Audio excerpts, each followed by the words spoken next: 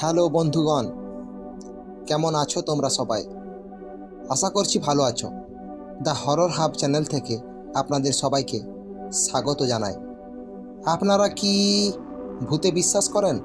Generally আমিও করি না, কিন্তু মানুষের জীবনে এমন কিছু ভৌতিক ঘটনা আমি শুনেছি যা শোনার পর আপনারা বিশ্বাস না করে থাকতেই পারবেন না।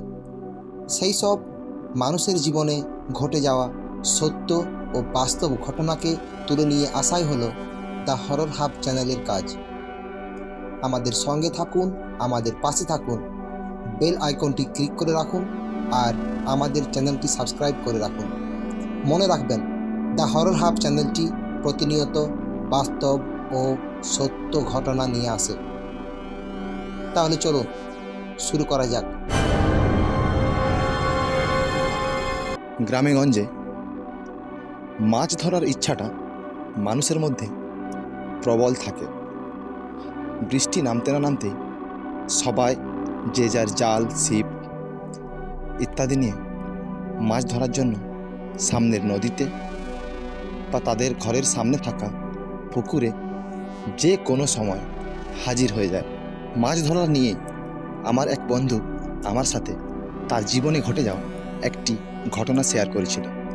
সেই ঘটনাটিকেই আজকে আমি আপনাদের সামনে তুলে ধরছি। সেদিন সকাল 10টা থেকে বৃষ্টি শুরু হয়ে যায়। সবার মুখে শুনলাম নিম্নচাপ, বৃষ্টি এখন 4 থেকে 5 দিন থামবে না। ভারী মাত্রায় চারিদিকে বৃষ্টিপাত হতেই থাকলো। ঝমঝম বৃষ্টিতে আর কাদাতে কিছুতেই মন বসছে না। হঠাৎ সেই ছোটবেলার আবেগটা আবার আমাকে ঘিরে ধরল। সেই ঝমঝম বৃষ্টিতে একটা ছাতা, হাতে একটা লাঠি আর আমার এক বন্ধুকে সঙ্গে নিয়ে বেরিয়ে পড়লাম আমরা মাছ ধরার উদ্দেশ্যে। প্রায় 1 থেকে 2 ঘন্টা ধরে সারা পুকুর তোলপাড় করে খুঁজলাম। মাছ পাইনি এমনটা নয়, কিন্তু মাছ ধরার মধ্যে কোনো সন্তুষ্টি পেলাম না। দুজনে একে অপরের সাথে অনেকক্ষণ ধরে কথা বললাম, দিয়ে ভাবলাম আজকে বাড়ি চলে যাওয়া যাক। এখন তো নিম্নচাপ থাকছে, পরের দিন আবার এসে দেখা যাবে, হয়তো সেই দিন সন্তুষ্টিটা মিটবে। রাত তখন 10টা বাজে। আমরা বাড়ি ফিরলাম। বাড়ি ফিরে খেয়ে দিয়ে নিয়ে সোজা ঘুম। পরের দিন সকাল থেকেই ভাবছি আজকে মাছ ধরার জন্য বেশ কিছু ভালো ভালো জিনিসপত্র নিয়ে যেতে হবে, যাতে মাছ ধরার সন্তুষ্টিটা বজায় থাকে। কিন্তু বাদ সাধল। সকাল 11টা নাগাদ বৃষ্টিটা থামলো দেখে মনে একটু কষ্ট হলো। নিজের কষ্টটাকে সামলে রেখে বাড়িতেই বসে আছি। দুপুর পেরিয়ে কখন বিকেল হয়ে গেছে আর বিকেল পেরিয়ে কখন সন্ধে খেয়ালই নেই। রাত 10টা নাগাদ আবার বৃষ্টি শুরু হলো। আমি ভাবলাম যাই, পুকুর ধার থেকে আরেকবার ঘুরে আসি। তাই ছাতা হাতে সেদিনও বেরিয়ে পড়েছিলাম মাছ ধরার উদ্দেশ্যে। রাত 10টা বাজছে দেখে হাতে কিছু নিলাম না, ছাতা হাতেই বেরিয়ে পড়লাম। ভাবলাম গিয়ে একবার দেখে আসি কেমন মাছ উঠছে। পুকুরের ধারে ধারে কিছুক্ষণ ঘোরার পর দেখলাম সেরকম মাছের চাল দেখা যাচ্ছে না। তাই ভাবলাম আজকে বরং থাক, বাড়ি ফিরে যাই, খেয়ে দিয়ে শুয়ে পড়ব। কাল ভোর ভোর উঠে একবার এসে দেখা যাবে তখন। বাড়ি গিয়ে খেয়ে দিয়ে শুয়ে পড়লাম আমি। কিছুক্ষণ রেস্ট নেওয়ার পর মনে হলো কে যেন বাইরে থেকে আমাকে ডাকছে। শিবু, এই শিবু, ঘুমিয়ে পড়লি নাকি? গলার আওয়াজ শুনে ঘরের লাইটটা জ্বালিয়ে ঘড়ির দিকে তাকালাম। রাত 1টা বাজে। ঝমঝম করে বাইরে বৃষ্টি পড়ছে। এত রাত্রে আবার কে ডাকছে? তাড়াতাড়ি উঠে আমি দরজা খুলতেই দেখি আমার বন্ধু নিলয় দাঁড়িয়ে। আমি ওকে জিজ্ঞেস করলাম, কি রে, কি ব্যাপার, এত রাত্রে? কোনো বিপদ আপদ হলো নাকি? আর ছাতা কই? বৃষ্টিতে ভিজছিস কেন? আমি এখন পুকুর থেকে ঘুরে এলাম, মাছের ভালোই চাল করছি। চল গিয়ে দুজনে মিলে মাছ ধরে আসি। আমি একটু ভেবে নিয়ে এদিক ওদিক তাকিয়ে ওকে বললাম, রাত্রি 1টা বাজছে, এত রাত্রে ওখানে যাওয়াটা কি ঠিক হবে? তারপর বৃষ্টিটাও তো বেড়েছে মনে হচ্ছে। চল না, দেখে আসি, কিচ্ছু হবে না। কিছুক্ষণ ধরবো, তারপর চলে আসবো। কি আর করি, নীলই হচ্ছে আমার একমাত্র মাছ ধরার সাথী। তাই ওর কথা কাটতে না পেরে আমি ওর সাথে ছাতা হাতে বেরিয়ে পড়লাম। সাথে ছিল মাছ ধরার যাবতীয় সরঞ্জাম। আমার কিছুটা আগে আগে নিলয় হেঁটে হেঁটে যাচ্ছিল, আমি ঠিক তার পেছনে। নিলয়ের হাতে কোনো ছাতা ছিল না, কোমরে একটা গামছা বেঁধে জলে ভিজতে ভিজতেই সে এগিয়ে চলছে পুকুরের দিকে। আমিও তার পিছনে পেছনে গুটি গুটি পায়ে এগিয়ে চললাম পুকুর ধারে। মনে মনে খুবই আনন্দ হচ্ছে। অবশেষে আমরা পৌঁছালাম সেই জলাধারে। জলাধারে পৌঁছানোর সময় আমরা দেখলাম 3 থেকে 4 জন লোক ওদিক থেকে হেঁটে হেঁটে আসছে। ওদের হাতে ব্যাগ দেখে জিজ্ঞেস করলাম, কতগুলো মাছ উঠেছে? ব্যাগ দেখে অবাক হয়ে গেলাম, ওরা পুরো ব্যাগ ভর্তি মাছ নিয়ে যাচ্ছে। আমাদেরকে ওরা বলল, যা যা, ভালোই মাছ উঠছে, আমরা এখনো খাওয়া দাওয়া কিছুই করিনি, কোন রাত 10টার সময় এসেছি, আজকে আর পারবো না, না হলে এই বস্তাখানা দেখছিস, এই বস্তাখানাও ভরিয়ে নিয়ে যেতাম। ওরা চলে যায়। আমি নিলয়ের পেছন পেছন জলাধারের একদম কাছে চলে আসছি, যেখান থেকে আল কেটে জল পুকুরের বাইরে বেরিয়ে যাচ্ছে। নিলয় আমাকে উদ্দেশ্য করে বলল, তুই এইখানটা দেখ, আমি ওই দিকটা একটু ঘুরে আসছি। ওই দিকটা দেখি কেমন মাছে চাল করছে। আমি বললাম, ঠিক আছে যা। আমি মশারি আর জাল দুটোকে সামনে নামিয়ে দিয়ে দেখছিলাম, মাছ ভালোই উঠছে, কিন্তু খুব ছোট ছোট। তাকিয়ে দেখলাম নিলয় অন্ধকারের মধ্যে কোথায় মিশে গেল। পুকুরটা অনেক বড়, তাই এখান থেকে আর নিলয়কে দেখা যাচ্ছে না। তারপর ভারী বৃষ্টিপাতে বুঝতেও পারছি না ও কোথাও দাঁড়িয়েছে নাকি হেঁটেই চলেছে পুকুর ধারে। ওর দিকে ধ্যান না দিয়ে আমি মাছ ধরায় ব্যস্ত হয়ে পড়লাম। ভালো করে টর্চ ফেলে জলাধারের চারপাশটা দেখলাম। আর 1-2 ঘন্টা বৃষ্টি হলে জলাশয় ভেঙে ধান ক্ষেতের মধ্যে জল ঢুকে যাবে। জলাশয়টি প্রায় জলে ভরে ফেঁপে ফুলে উঠেছে, বাঁধের পাড়গুলো সব ডুবে গেছে। ঝমঝম বৃষ্টির সাথে সাথে ব্যাঙের ডাক কান পর্যন্ত এসে পৌঁছাচ্ছে। ব্যাঙগুলো যেন অগাধ আনন্দে চিৎকার করে মেঘকে ধন্যবাদ জানাচ্ছে আর খুশিতে লাফাচ্ছে। সেই আলের কাছে বসে বসে প্রায় 2 কিলোর মতো মাছ আমি অলরেডি ধরে ফেলেছিলাম। অনেকটা সময় হয়ে গেল, কিন্তু নিলয় এখনো ওপাশ থেকে ফিরে এলো না। আমি চিৎকার করে করে ওকে ডাকলাম, নিলয়, কই রে, এদিকে আয়, কোথায় আছিস? জলের মধ্যে বুঝতে পারছি না। ঝমঝম বৃষ্টির শব্দে আর ব্যাঙের ডাকে আমার কথাগুলো মনে হয় ওর কান অবধি পৌঁছাচ্ছিল না। ওর কাছ থেকে আমি আমার আশা মতো কোনো উত্তর পেলাম না। কিছুক্ষণ আবার ডাকাডাকি করার পরেও যখন তার কোনো শব্দ আমি পেলাম না, আমার মনে মনে একটু ভয় হলো। ভাবলাম, ছেলেটা কোনো বিপদে পড়ল না তো? যাই না, একবার দেখে আসি।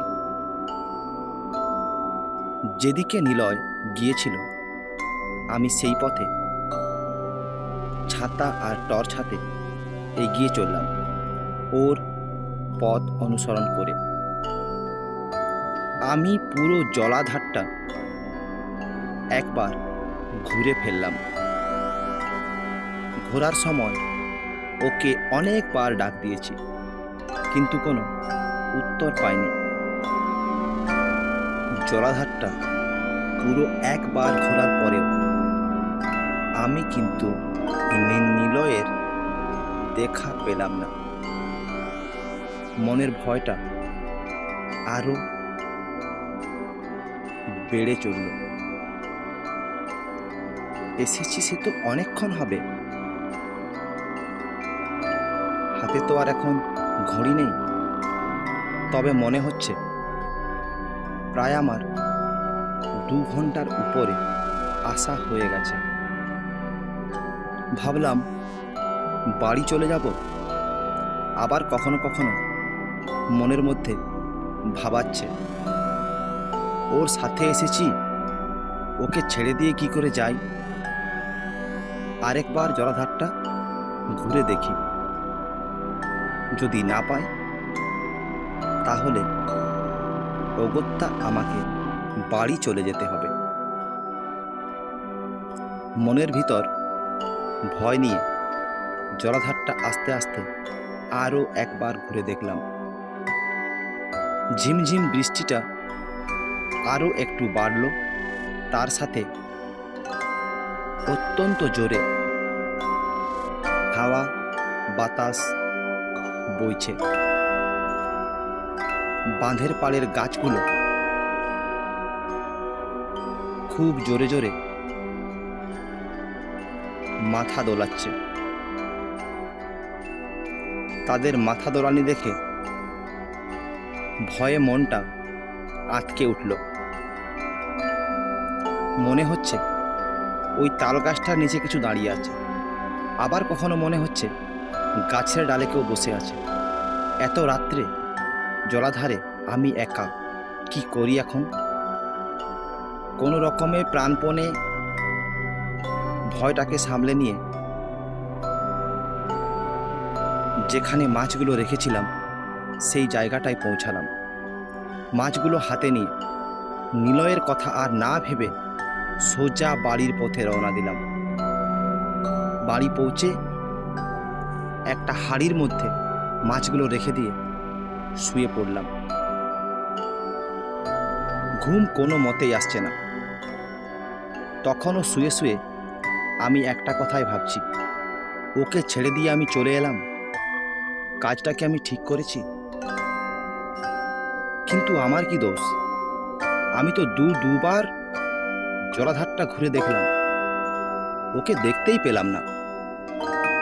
জানি না, হয়তো বাঁধের ওপারের ধান ক্ষেতগুলোতে ও দেখতে গেছে, যেখান থেকে জলের ধারা নেমে আসছে বাঁধের উপর। কিন্তু আমার তো কোনো দোষ নেই। আমি তো ওকে খুঁজেছিলাম, পাইনি। কাল সকালে দেখা হলে ওকে বলে দেব, দেখ ভাই, আমার কোনো দোষ ছিল না, আমি তোকে দুবার জলাধারের চারপাশটা ঘুরে ঘুরে খুঁজেছি, কিন্তু পাইনি, তাই আমি বাড়ি চলে এসেছি। রাতটা কোনো মতে কাটালাম। বৃষ্টি কিন্তু থামেনি। সকাল থেকে বৃষ্টি একই রকমভাবে চলছে তো চলছেই। দুপুরবেলা ওই পুকুরটাতেই আমরা সবাই স্নান করতে যাই। স্নান করার উদ্দেশ্যে একটা গামছা পরে খালি গায়ে বেরিয়ে পড়লাম পুকুর ধারে। পুকুরে গিয়ে দেখি নিলয়, তার সাথে আরও 2-3টে ছেলে স্নান করছে।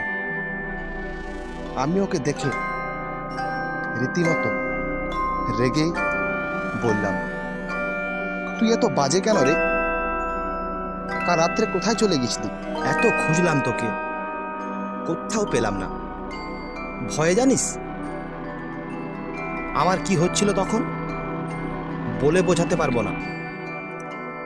নিলয় অনেকটা আশ্চর্যের মতো আমার দিকে কিছুক্ষণ তাকিয়ে থাকার পর বলল, কি পাগলের মতো কথা বলছিস? আমি কোথায় তোর সঙ্গে কাল রাত্রে গিয়েছিলাম? আমি তো বাড়িতেই ছিলাম। এত বৃষ্টিতে এক পাও কোথাও বাইরে বেরোনো যাচ্ছে না, আর তুই বলছিস নাকি আমি তোর সাথে কাল মাছ ধরতে গিয়েছিলাম? আমি ভাবলাম নিলয় আমার সাথে মজা করছে। আমি ওকে আবার রাগী গলায় বললাম, মজা করছিস না? ওরকম ভাবে রাত্রিবেলা কারোর সাথে মজা করতে নেই, বুঝলি? যদি আমার কোনো বিপদ হতো, কে দায়ী হতো তখন? আরে ভাই শোন, আমি মজা করছি না, আমি সত্যি বলছি, বিশ্বাস কর। আমি কাল রাতে তোর সঙ্গে মাছ ধরতে যাইনি। আমি অনেকটাই অবাক হয়ে গেলাম। মনে মনে ভাবলাম, বাড়ি পর্যন্ত এসে ও আমায় ডেকে নিয়ে গেল, আমি ওর পেছন পেছন গেলাম, আর এখনো বলছে আমি তোর সাথে যাইনি। এটা কি করে সম্ভব? হঠাৎ আমার খেয়াল হলো, আমরা যখন জলাধারে প্রবেশ করছিলাম তখন 3 জন লোক ওদিক থেকে মাছ ধরে আসছিল। ওদের সাথে তো আমরা গল্পও করেছি। তাহলে নিশ্চয় ওরা নিলয়কে দেখেছে। নিলয়কে উদ্দেশ্য করে আমি আবার বললাম, আমার সাথে রসিকতা করা হচ্ছে? মজা করছিস আমার সাথে?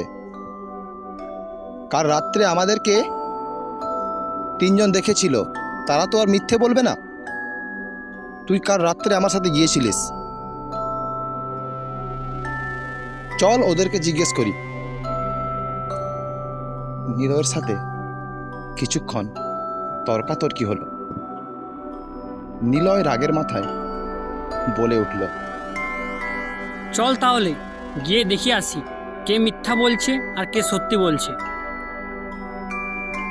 দুজনেই সেখান থেকে রাগের মাথায় কে সত্যি আর কে মিথ্যা বলছে সেই নিয়ে তর্ক করতে করতে কাল রাতের সেই 3 কাকুকে খোঁজা শুরু করলাম। 2-1টা দোকান খোঁজাখুঁজির পর আমরা দেখলাম উপর পাড়ায় একটা মোড় আছে। মোড়ের সামনে যে চা দোকান আছে, সেই চা দোকানে ওরা 3 জন বসে চা খাচ্ছে আর কালকে রাত্রে মাছ ধরার প্রসঙ্গ নিয়ে গল্প তুলেছে। 3 জনের মধ্যে এক কাকুকে উদ্দেশ্য করে আমি বললাম, কাকু, কাল রাত্রে আমি আর নিলয় বাঁধে মাছ ধরতে গিয়েছিলাম। তোমরা তখন ওদিক থেকে মাছ ধরতে আসছিলে। নিলয় কি আমার সাথে যায়নি বলো? 3 জন একে অপরের দিকে আশ্চর্যের মতো তাকালো। 3 জন একে অপরের দিকে আশ্চর্যের মতো তাকালো। তারপর আমাকে উদ্দেশ্য করে বলল, আরে ভাইপো, কি বলছিস কি? কাল রাত্রে তো আমরা যখন ফিরছিলাম তখন তো তুই একাই যাচ্ছিলিস হাতে জাল টাল নিয়ে। তোকেই তো বললাম যে যা, ভালোই মাছ উঠছে। কই নিলয়কে তো আমরা দেখিনি। আমরা তোর নিয়েই কথা বলে বলে আসছিলাম যে ছেলেটার কত সাহস, দেখ এত রাত্রে একাই মাছ ধরতে এসেছে। কাকু দেখো, মজা করো না, সত্যি করে বলো না, কালকে নিলয় আমার সাথেই ছিল তো? আমার আগে আগে ওই তো যাচ্ছিল। আরে ভাইপো, তোর সাথে মজা কেন করব? আমরা সত্যি বলছি, তোর সাথে কেউ ছিল না। তুই একাই যাচ্ছিলিস? আচ্ছা শিবু, তুই কি একদম শিওর যে নিলয় তোর সাথে মাছ ধরতে কালকে গিয়েছিল? হ্যাঁ কাকু, আমি একদম শিওর। আমি বাড়িতে শুয়েছিলাম, নিলয় আমাকে বাড়ি থেকে ডেকে নিয়ে গেছে। ওরা তিনজন, আমার কথা শুনে ওরা তিনজন একে অপরের সাথে চুপি চুপি প্রায় 1 মিনিট ধরে কি যেন কথাবার্তা বলতে থাকলো। তারপর আমাকে আর নিলয়কে উদ্দেশ্য করে একটা কাকু বলল, ওটা বিদ্যুতের কাজ। ওদের মনে আছে 3-4 বছর আগে ওই পাড়ার বিদ্যুৎ মাছ ধরতে গিয়ে জলে ডুবে মারা গিয়েছিল? ওই তাহলে তোকে ডেকে নিয়ে গিয়েছিল। কাকুদের কথা শেষ হতে না হতেই আমি অবাক হয়ে গেলাম। তাহলে কি আমি কালকে রাত্রে ভূতের সাথে মাছ ধরতে গিয়েছিলাম?